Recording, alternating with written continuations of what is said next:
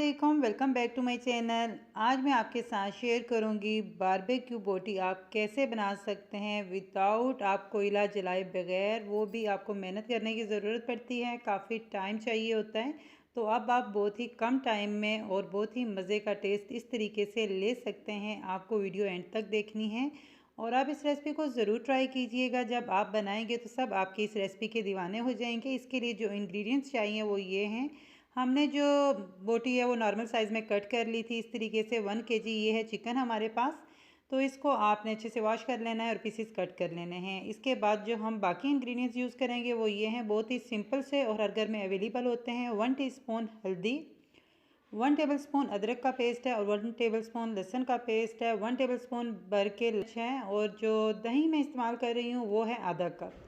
ये सब चीज़ें आपने चिकन के अंदर ऐड करनी है और इसके अंदर बिल्कुल भी मसाले नहीं जा रहे। और जब आप खाएंगे और बनाएंगे तो आपका बार बार दिल करेगा। इवन जब भी कोई गेस्ट आएगा तो आपके माइंड में सिर्फ यही रेसिपी आएगी कि भाई मैंने ये रेसिपी बनानी है और बना के उनको भी टेस्ट करवानी है। और जब वो खाएंगे और आपसे इस रेसिपी का भी ज़रूर पूछेंगे, आप इसको ज़रूर ट्राई कीजिएगा। मैं जब भी बनाती हूँ तो जो भी खाता है इस रेसिपी का ज़रूर पूछता है, तो इस वजह से मैं आपके साथ शेयर कर रही हूँ। सबसे पहले आपने मसाले लगा के चिकन के साथ अच्छे से आपने मिक्स कर लेने हैं। उसके बाद आपने एंड पे योगर्ट डालना है।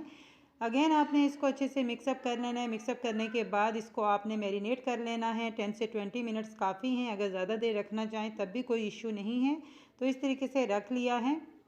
और मज़े की बात यह है कि जो लोग डाइट पर होते हैं वो नहीं खाते, तो आपको एक बात बता दूं कि इसमें भी ऑयल जो है बिल्कुल ज़्यादा नहीं जाएगा। अगर नॉन स्टिक यूज़ कर रहे हैं तो मैं तकरीबन 1 से 2 टेबलस्पून डालूंगी। डाल के मैंने इसके अंदर जो चिकन है वो डाल दिया है। फ्लेम आपने बिल्कुल नॉर्मल कर लेना है और नॉर्मल फ्लेम पे आपने इसको 10 मिनट के लिए ढक के रख देना है। 10 मिनट के बाद आपने इसका जो है साइड चेंज करनी है और चम्मच से इसको मिक्स कर लेना है।